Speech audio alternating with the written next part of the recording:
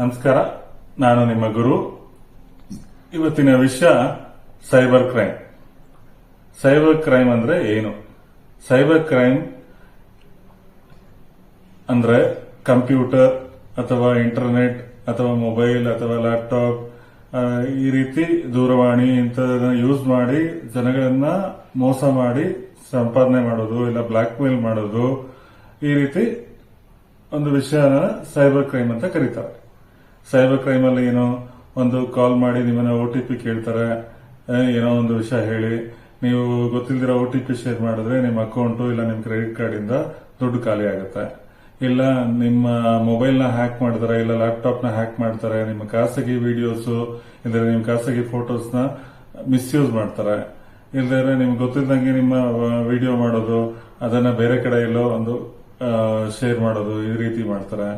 ಇಲ್ಲ ನಿಮ್ಮ ಬಗ್ಗೆ ತುಂಬಾ ಕೆಟ್ಟದಾಗಿ ಇಂಟರ್ನೆಟ್ ಅಲ್ಲಿ ಹಾಕೋದು, ಈ ರೀತಿ ಮಾಡೋದೆಲ್ಲ ಸೈಬರ್ ಕ್ರೈಮ್ ಅಂಡರ್ ಅಲ್ಲಿ ಬರುತ್ತೆ.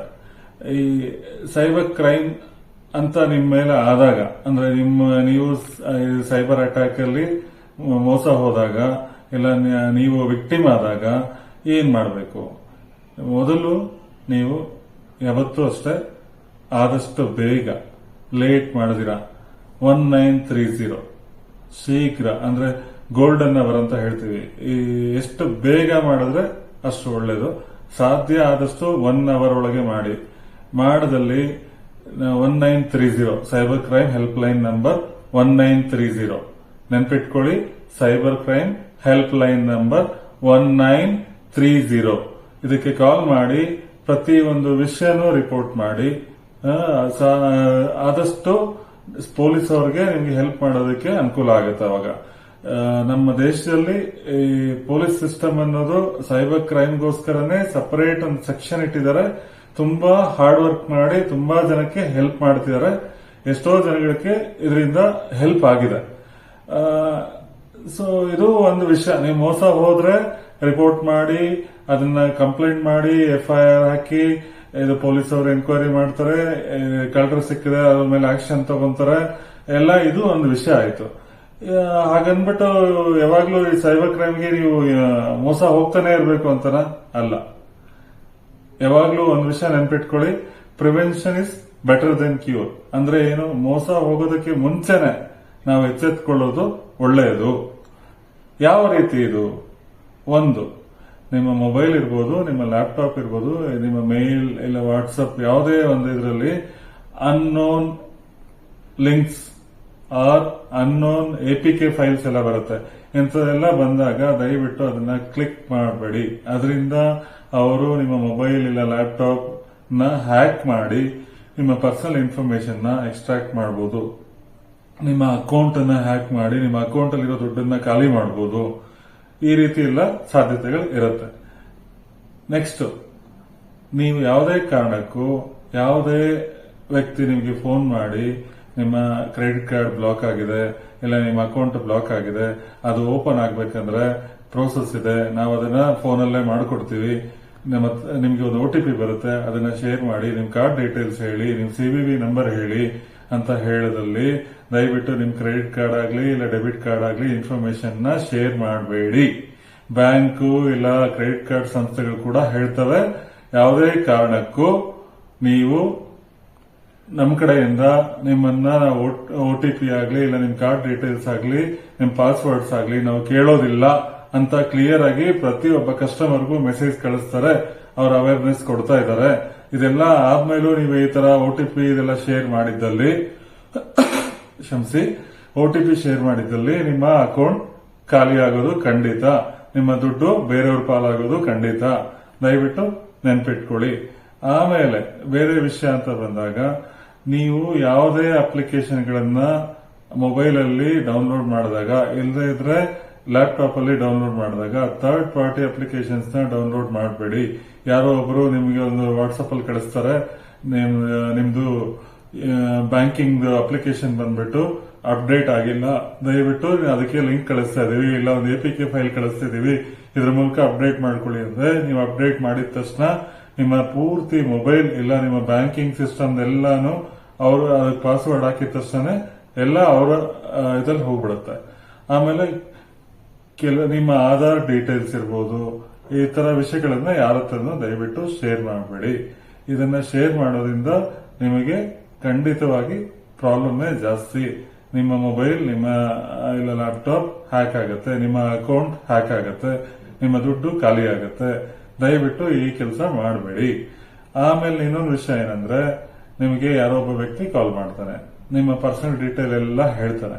ನೀವು ಈ ತರ ನಿಮ್ಮ ಹೆಸರಲ್ಲಿ ನಮಗೆ ಏರ್ಪೋರ್ಟ್ ಅಲ್ಲಿ ಒಂದು ಪಾರ್ಸಲ್ ಸಿಕ್ಕಿದೆ, ಆ ಪಾರ್ಸಲ್ ಅಲ್ಲಿ ಡ್ರಗ್ಸ್ ಇದೆ, ಡೂಪ್ಲಿಕೇಟ್ ಪಾಸ್ಪೋರ್ಟ್ಸ್ ಇದೆ, ನಿಮ್ಮ ಮೇಲೆ ಕೇಸ್ ಆಗಿದೆ, ನಾನು ಇಲ್ಲಿ ಕಸ್ಟಮ್ ಆಫೀಸರ್ ಮಾತಾಡ್ತಾ ಇದ್ದೀನಿ, ಕಸ್ಟಮ್ಸ್ ಇಂದ ಮಾತಾಡ್ತಾ ಇದ್ದೀನಿ, ನಿಮ್ಮ ಮೇಲೆ FIR ಬುಕ್ ಆಗಿದೆ, ನಿಮಗೆ ಈ ತಕ್ಷಣನೇ ಒಂದು ಮುಂಬೈ ಪೊಲೀಸ್ ಅವರು ಇಲ್ಲ ಡೆಲ್ಲಿ ಪೊಲೀಸ್ ಅವರು ಇಲ್ಲ ಬೆಂಗಳೂರು ಪೊಲೀಸ್ ಅವರಿಂದ ಸೂಪರಿಂಟೆಂಡೆಂಟ್ ಆಫ್ ಪೊಲೀಸ್ ಅವರೇ ನಿಮಗೆ ಕಾಲ್ ಮಾಡಿ ಮಾತಾಡ್ತಾರೆ. ನೀವು ಎಲ್ಲಾ ಪ್ರೊಸೀಜರ್ನ ಆದಷ್ಟು ಬೇಗ ಫಾಲೋ ಮಾಡಿಲ್ಲ ಅಂದ್ರೆ ನಿಮ್ಮನ್ನ ಅರೆಸ್ಟ್ ಮಾಡ್ತೀವಿ ಅಂತ ಎಲ್ಲ ಹೆದರಿಸ್ತಾರೆ. ಈ ತರ ಹೆದರಿಸೋದು ಯಾವುದೇ ಕಾರಣಕ್ಕೂ ನಡೆಯೋದಿಲ್ಲ. ನಿಮ್ಮ ಹೆಸರಲ್ಲಿ ಯಾರೋ ಪಾರ್ಸಲ್ ಕಳಿಸಿದ್ರು ಕೂಡ ನೀವು ಭಯ ಬೀಳಬೇಕಾಗಿಲ್ಲ. ನೀವು ಅದನ್ನ ಮಾಡಿಲ್ಲ ಅಂದಲ್ಲಿ ನೀವು ತಕ್ಷಣ ಯಾವುದೇ ಕಾಲ್ ರಿಸೀವ್ ಮಾಡಬೇಡಿ. ನಿಮ್ಮ ಲೋಕಲ್ ಪೊಲೀಸ್ ಸ್ಟೇಷನ್ಗೆ ಡೈರೆಕ್ಟ್ ಆಗಿ ಹೋಗಿ ಈ ತರ ಆಗಿದೆ, ನಮ್ಗೆ ದಯವಿಟ್ಟು ರಕ್ಷಣೆ ಒದಗಿಸಿ ಅಂದ್ರೆ ಪೊಲೀಸ್ ಅವರು ಖಂಡಿತವಾಗಿ ನಿಮಗೆ ರಕ್ಷಣೆ ಒದಗಿಸ್ತಾರೆ. ಪೊಲೀಸ್ ಅವರು ನಮ್ಮ ಸುರಕ್ಷತೆಗೆ 24x7 ವರ್ಕ್ ಮಾಡ್ತಿದ್ದಾರೆ. ದಯವಿಟ್ಟು ಈ ರೀತಿ ಕಾಲ್ಗಳಿಗೆ ಮೋಸ ಹೋಗಬೇಡಿ. ಕೋಟ್ಯಾಂತರ ರೂಪಾಯಿ ಕಳ್ಕೊಂಡಿದ್ದಾರೆ ಎಷ್ಟೋ ಜನ, ನೀವು ಕಳ್ಕೊಂಬೇಡಿ. ಯಾವುದೇ ಕಾರಣಕ್ಕೂ ನಿಮ್ಮ ಹೆಸರಲ್ಲಿ ಯಾರೋ ಪಾರ್ಸಲ್ ಕಳಿಸಿದ್ರು ಅದು ನಿಮ್ಮ ತಪ್ಪಲ್ಲ. ಅಟ್ ದ ಸೇಮ್ ಟೈಮ್ ಇದು ಸುಳ್ಳು ಕರೆಗಳಾಗಿರುತ್ತೆ. ಅಂದ್ರೆ ನಿಮ್ಮನ್ನ ಮೋಸ ಮಾಡೋದಕ್ಕೆ ಅಂತಾನೆ ಯೋಚನೆ ಮಾಡಿ ಕರೆ ಮಾಡಿರ್ತಾರೆ. ನಿಮ್ಮನ್ನ ಸೈಬರ್ ಅಟ್ಯಾಕ್ ಇಲ್ಲ ಸೈಬರ್ ಅರೆಸ್ಟ್ ಅಂತ ಎಲ್ಲ ಮಾಡ್ತಾರೆ. ಅಂದ್ರೆ ಏನು, ಕಾಲ್ ಮಾಡ್ತಾರೆ, ನಿಮ್ಮನ್ನ ಮನೆಯಿಂದ ಹೊರಗಡೆ ಹೋದ್ರೆ ನಿಮ್ಮನ್ನ ಅರೆಸ್ಟ್ ಮಾಡ್ಬಿಡ್ತೀವಿ, ಈಗೇನು ನೀವು ಮನೇಲೇ ಇರಬೇಕು, ನೀವು ಹೊರಗಡೆ ಹೋಗಂಗಿಲ್ಲ, ಅದು ಇದಂತೆಲ್ಲ ನಿಮ್ಮನ್ನ ಬ್ಲಾಕ್ ಮೇಲ್ ಮಾಡ್ತಾರೆ. ಬ್ಲಾಕ್ ಮೇಲ್ ಮಾಡಿ ಈ ಕೇಸಿಂದ ನಿಮ್ಮನ್ನ ಹೊರಗಡೆ ತರಬೇಕು ಅಂದ್ರೆ ನೀವು ಇಷ್ಟು ಲಕ್ಷ ಈ ಅಕೌಂಟ್ಗೆ ಟ್ರಾನ್ಸ್ಫರ್ ಮಾಡಬೇಕು, ಇದು ಪೊಲೀಸ್ ಅಕೌಂಟ್ ಇಲ್ಲ ಇದು ಕ್ರೈಮ್ ಬ್ರಾಂಚ್ ಅಕೌಂಟ್ ಅಂತ ಎಲ್ಲ ನಿಮ್ಗೆ ಸುಳ್ಳು ಹೇಳ್ತಾರೆ. ದಯವಿಟ್ಟು ಅದನ್ನ ಮಾಡಬೇಡಿ. ಇನ್ನೊಂದು ವಿಷಯ ಏನಂದ್ರೆ, ಪಾರ್ಟ್ ಟೈಮ್ ಜಾಬ್ ಇದೆ ಎಲ್ಲ ಆನ್ಲೈನ್ ಅಲ್ಲಿ, ನೀವು ಏನು ಮಾಡ್ಬೇಕಾಗಿಲ್ಲ. ಈ ಯೂಟ್ಯೂಬ್ ವಿಡಿಯೋಸ್ ಲೈಕ್ ಮಾಡಿ, ನಿಮಗೆ ನಾವು ಅಷ್ಟು ಅಮೌಂಟ್ ಕೊಡ್ತೀವಿ, ಇಷ್ಟು ಅಮೌಂಟ್ ಕೊಡ್ತೀವಿ ಅಂತ ಹೇಳಿ ಸ್ಟಾರ್ಟಿಂಗ್ ಅಲ್ಲಿ ಒಂದಿಷ್ಟು ಅಮೌಂಟ್ ಕೊಡ್ತಾರೆ. ನಿಮ್ಗೆ ಒಂದು 500 ರೂಪಾಯಿ 1000 ರೂಪಾಯಿ ನಿಮ್ಮ ಅಕೌಂಟ್ಗೆ ಹಾಕ್ತಾರೆ ನೀವು ಲೈಕ್ ಮಾಡಿದ ತಕ್ಷಣ. ನೆಕ್ಸ್ಟ್ ಏನ್ ಹೇಳ್ತಾರೆ, ಈ ಜಾಬ್ ನೀವು ಕಂಟಿನ್ಯೂ ಮಾಡ್ಬೇಕಂದ್ರೆ ನೀವು ಇನ್ನೊಂದು 10,000 ಕಟ್ಟಬೇಕು. ನೀವು 10,000 ಕಟ್ಟಿದ್ರೆ ನಿಮ್ಗೆ 15,000 ಬರುತ್ತೆ, 20,000 ಬರುತ್ತೆ ಅಂತಾರೆ. ನೀವು ಏನ್ ಮಾಡ್ತೀರಾ, ನಂಬಿಡ್ತೀರಾ, 10,000 ಹಾಕ್ತೀರಾ. ಅವರು ಏನ್ ಮಾಡ್ತಾರೆ, ನೆಕ್ಸ್ಟ್ 15,000 20,000 ಹಾಕ್ಬಿಡ್ತಾರೆ. ಆಮೇಲೆ ಏನ್ ಮಾಡ್ತಾರೆ, ನೆಕ್ಸ್ಟ್ ನಿಮ್ಗೆ 1 ಲಕ್ಷ ಹಾಕಿ ನಾವು 2 ಲಕ್ಷ ಕೊಡ್ತೀವಿ ಅಂತ ಹೇಳಿ ಇದ್ ಮಾಡ್ತಾರೆ. ಆ 1 ಲಕ್ಷ ಹಾಕ್ತೀರಾ, ಒಂದ್ 2-3 ವಿಡಿಯೋ ಲೈಕ್ ಮಾಡ್ತೀರಾ, ನೀನು ಒಂದ್ 2-3 ವಿಡಿಯೋ ಮಾಡ್ಬೇಕಾಗಿರುತ್ತೆ ಅವ್ರ ಪ್ರಕಾರ. ಮಧ್ಯದಲ್ಲಿ ನಿಮ್ದು ಅಪ್ಗ್ರೇಡ್ ಆಗಿದೆ ನಿಮ್ಮ ಅಕೌಂಟು, ಸೊ ಹಾಗಾಗಿ ನೀವು 1 ಲಕ್ಷದಲ್ಲಿ ನಿಮ್ಗೆ ಇದಾಗಲ್ಲ, ನಿಮ್ಗೆ ಕೆಲಸ ಕಂಟಿನ್ಯೂ ಆಗ್ಬೇಕಂದ್ರೆ ಇನ್ನೊಂದು 1 ಲಕ್ಷ ಕಟ್ಲೇಬೇಕು ನೀವು ಅಂತ ಹೇಳ್ತಾರೆ. ನೀವು ಇಲ್ಲ ನನಗೆ 1 ಲಕ್ಷ ಕಟ್ಟಕ್ ಆಗಲ್ಲ ಅಂತ ಹೇಳಿದ್ರೆ, ಇಲ್ಲ ನಿಮ್ಗೆ ನೀವು ಕಟ್ಟಿರೋ ದುಡ್ಡು ಪ್ಲಸ್ ಲಾಭದ ಜೊತೆ ನಿಮ್ಗೆ ವಾಪಸ್ ಬೇಕು ಅಂದ್ರೆ ನೀವು 1 ಲಕ್ಷ ಕಟ್ಟಲೇಬೇಕು. ಕಟ್ಟಿದ್ರೆ ನಿಮ್ಗೆ ಒಟ್ಟಿಗೆನೆ ನಿಮ್ಗೆ ಕಟ್ಟಿರೋ 2 ಲಕ್ಷಕ್ಕೆ 4 ಲಕ್ಷ ಕೊಡ್ತೀವಿ ಅಂತ ಹೇಳ್ತಾರೆ. ನೀವು ನಮ್ದೇ ಇದ್ದಾಗ ಏನ್ ಮಾಡ್ತೀರಾ, ಅವ್ರು ನಿಮ್ಮನ್ನು ಟೆಲಿಗ್ರಾಮ್ ಯೂನಿಟ್ ಅಲ್ಲಿ ಜಾಯಿನ್ ಮಾಡಿಸ್ತಾರೆ ಗ್ರೂಪ್ ಅಲ್ಲಿ. ಆ ಗ್ರೂಪ್ ಅಲ್ಲಿ ಬೇರೆಯವರು ನಿಮ್ ತರ ಇರೋ ತರ ನಿಮ್ಗೆ ಅನ್ಸುತ್ತೆ, ಆದ್ರೆ ಅವರೆಲ್ಲ ಒಂದೇ ಗ್ರೂಪ್ ಇರ್ತಾರೆ. ಅವ್ರು ನಿಮ್ಮನ್ನು ಮೋಟಿವೇಟ್ ಮಾಡ್ತಾರೆ, ಇಲ್ಲ ನಾನು ಕೆಲಸ ಮಾಡಿದೀನಿ, ನನಗೆ ಅಮೌಂಟ್ ಸಿಕ್ಕಿದೆ, ಅದು ಸಿಸ್ಟಮೇ ಹಂಗೆ ವರ್ಕ್ ಆಗೋದು, ನೀವು ಹಾಕಿ ನಿಮ್ಗೆ ಸಿಗುತ್ತೆ ಅಮೌಂಟ್ ಅಂತಾರೆ. ನೆಕ್ಸ್ಟ್ ನೀವು ನಂಬಿಟ್ಟು 1 ಲಕ್ಷ ಹಾಕ್ತೀರಾ, ನಿಮ್ದು 2 ಲಕ್ಷ ಇರುತ್ತೆ, 4 ಲಕ್ಷ ಕೊಡ್ತೀವಿ ಅಂತಾರೆ. ಬಟ್ ಇನ್ನೊಂದು ವಿಡಿಯೋ ಮಾಡ್ತಿದ್ದಂಗೆನೆ ಮತ್ತೆ ನಿಮ್ಮ ಅಕೌಂಟ್ ಅಪ್ಗ್ರೇಡ್ ಆಗಿದೆ, ಇನ್ನೊಂದು 2 ಲಕ್ಷ ಹಾಕ್ಬೇಕಾಗತ್ತೆ, ಹಾಕಿದ್ರೆ ನಿಮ್ಗೆ ಒಟ್ಟಿಗೆ 8 ಲಕ್ಷ ಸಿಗುತ್ತೆ ಅಂತ ಹೇಳ್ತಾರೆ. ಅವಾಗ ನಿಮ್ಗೆಲ್ಲೋ ಒಂದ್ ಕಡೆ ಡೌಟ್ ಬರಕ್ ಸ್ಟಾರ್ಟ್ ಆಗುತ್ತೆ. ಬೇರೆಯವರು ಮೋಟಿವೇಟ್ ಮಾಡ್ತಿರ್ತಾರೆ, ಆದ್ರೆ ನಿಮ್ಮ ಹತ್ರ ಒಂದು ದುಡ್ಡು ಇರಲ್ಲ, ಇಲ್ಲದೆ ಇದ್ರೆ ನಿಮ್ಗೆ ಡೌಟ್ ಬರಕ್ ಸ್ಟಾರ್ಟ್ ಆಗುತ್ತೆ, ಮೋಸ ಹೋಗಿದ್ದೀನಿ ಅನ್ನೋದು. ಆ ಡೌಟ್ ಬಂದು ನೀವು ಮೋಸ ಹೋಗಿದ್ದೀನಿ ಅನ್ನೋದು ಅವ್ರಿಗೆ ಅವ್ರ ಹತ್ರ ನೀವು ಹತ್ರ ಕನ್ವರ್ಸೇಷನ್ ಎಲ್ಲ ಶುರು ಮಾಡಿದ್ರೆ ತಕ್ಷಣ ಅವರು ನಿಮ್ಮನ್ನ ಬ್ಲಾಕ್ ಮಾಡಿ ನಿಮ್ಮನ್ನ ಗ್ರೂಪ್ ಇಂದ ರಿಮೂವ್ ಮಾಡಿ ತಕ್ಷಣ ನಿಮ್ಮನ್ನ ಕಂಪ್ಲೀಟ್ ಆಗಿ ಅವಾಯ್ಡ್ ಮಾಡ್ತಾರೆ. ಸೊ ನಿಮ್ದು 2 ಲಕ್ಷ ಕಂಪ್ಲೀಟ್ ಆಗಿ ಹೋಯ್ತು. ನಿಮ್ಗೆ ಅವ್ರು ಏನ್ ಮಾಡ್ತಾರೆ, ಸ್ಟಾರ್ಟಿಂಗ್ ಅಲ್ಲಿ ಒಂದು 600 ರೂಪಾಯಿ ಮತ್ತೆ 10,000 ಹಾಕಿದಾಗ ಒಂದು 5,000ದಿಂದ ಒಂದು 8,000 ರೂಪಾಯಿ ಎಲ್ಲ ಕೊಟ್ಟು ಟೋಟಲ್ 8ರಿಂದ 10,000 ರೂಪಾಯಿ ನಿಮ್ಗೆ ಕೊಟ್ಟು ನಿಮ್ಮನ್ನ ನೀಟಾಗಿ ಬಕ್ರ ಮಾಡಿರ್ತಾರೆ ಅಷ್ಟೇ. ಹಾಗೆ ಮಾಡಿ ನೀವು ಮೋಸ ಹೋಗೋ ಚಾನ್ಸಸ್ ಜಾಸ್ತಿ ಆಗ್ತಾ ಹೋಗುತ್ತೆ. ದಯವಿಟ್ಟು ಈ ರೀತಿ ಶಾರ್ಟ್ ಕಟ್ ಆಗಿ ಯಾವುದೇ ತರ ಸಂಪಾದನೆ ಮಾಡಕ್ ಆಗಲ್ಲ. ಲೀಗಲ್ ಆಗಿ ಯಾವ ರೀತಿ ಸಂಪಾದನೆ ಮಾಡಬೇಕು, ಕಷ್ಟಪಟ್ಟು ಕೆಲಸ ಮಾಡಿ ಸಂಪಾದನೆ ಮಾಡಬಹುದು. ಇಲ್ಲ ನಿಮ್ಮ ಹತ್ರ ದುಡ್ಡು ಇದೆಯಾ, ಬ್ಯಾಂಕಲ್ಲಿ ಫಿಕ್ಸ್ಡ್ ಡಿಪಾಸಿಟ್ ಇಟ್ಟು ಅದಕ್ಕೆ ಬಡ್ಡಿ ತಗೊಬಹುದು. ಇಲ್ಲ ಸೆಬಿ ರಿಜಿಸ್ಟರ್ಡ್ ಡಿಮ್ಯಾಟ್ ಅಕೌಂಟ್ಗಳನ್ನು ಓಪನ್ ಮಾಡಿ ಶೇರ್ಸ್ ಅಲ್ಲಿ, ಮ್ಯೂಚುವಲ್ ಫಂಡ್ ಅಲ್ಲಿ ಇನ್ವೆಸ್ಟ್ ಮಾಡಿ ದುಡ್ಡನ್ನ ಸಂಪಾದನೆ ಮಾಡಬಹುದು. ಯಾವುದೇ ಕಾರಣಕ್ಕೂ ರಾತ್ರೋರಾತ್ರಿ ನೀವು ದುಡ್ಡು ಮಾಡೋದಕ್ಕೆ ಆಗೋದಿಲ್ಲ, ಸಾಧ್ಯನೇ ಇಲ್ಲ. ಅದು ದಯವಿಟ್ಟು ಆ ಕೆಲಸನ ನೀವು ಯಾವುದೇ ಕಾರಣಕ್ಕೂ ಮಾಡಕ್ಕೆ ಹೋಗ್ಬೇಡಿ. ಇವತ್ತಿನ ವಿಷಯದಲ್ಲಿ ನಾನು ಸಾಕಷ್ಟು ವಿಷಯನ ಸೈಬರ್ ಕ್ರೈಮ್ ಇಂದ ಹೇಗೆ ನೀವು ದೂರ ಉಳ್ಕೊಬಹುದು, ಅದರಿಂದ ನೀವು ಮೋಸ ಹೋಗ್ದಿರಾ ಹೇಗೆ ಇರ್ಬೋದು ಅನ್ನೋದನ್ನ ಆದಷ್ಟು ನಿಮ್ಗೆ ತಿಳಿ ಹೇಳಿದ್ದೀನಿ. ಮುಂದಿನ ವಿಡಿಯೋಗಳಲ್ಲಿ ಇನ್ನೂ ಕೆಲವು ವಿಷಯಗಳನ್ನ ಶೇರ್ ಮಾಡಬೇಕು ಅಂತಿದ್ದೀನಿ. ಮುಂದಿನ ವಿಡಿಯೋಗಳಲ್ಲಿ ಖಂಡಿತ ನಿಮ್ಗೆ ಇನ್ನೂ ಒಳ್ಳೊಳ್ಳೆ ಟಿಪ್ಸ್ ಕೊಡೋದಕ್ಕೆ ಟ್ರೈ ಮಾಡ್ತೀನಿ.